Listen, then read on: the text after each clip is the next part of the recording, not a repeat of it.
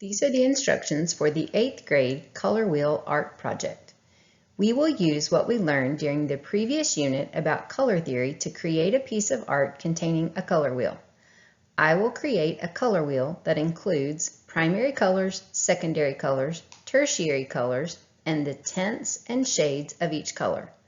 I will also either label the colors or create a map key designating primary, secondary, and tertiary colors, complementary color scheme, and analogous color scheme. The must-haves for this project: a sketch, rough draft, or in-process photograph. Color wheel containing primary, secondary, tertiary colors, the tints and shades of each color. Primary, secondary, and tertiary colors, complementary color scheme, and analogous color scheme should be labeled or explained in a map key.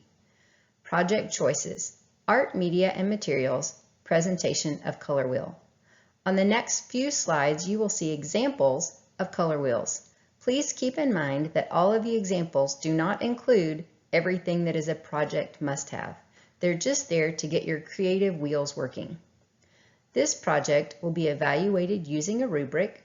The points will be assessed as followed: 10 points for in-process proof, 25 points for the map key and color theory labels, 50 points for the color wheel with required elements, and 15 points for craftsmanship. One of the requirements of this project is that you submit an in-process example of your artwork.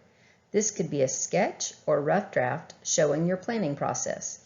It could also be a photograph of your artwork taken some time before it has been completed, such as this example. This is an example of how this project might be completed using the PowerPoint skills we learned last week. The map key is included on the same page as the artwork, but it doesn't have to be. It could be on a separate page.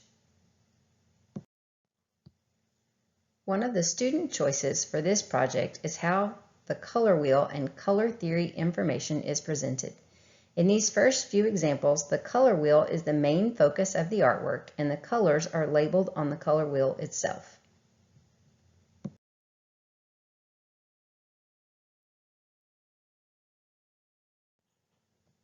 If you would prefer not to have the words on your artwork, you can create the art on one page and your map key on a separate page.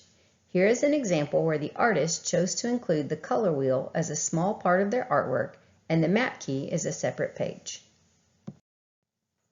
These color wheels were created by cutting pictures and gluing them to a piece of paper.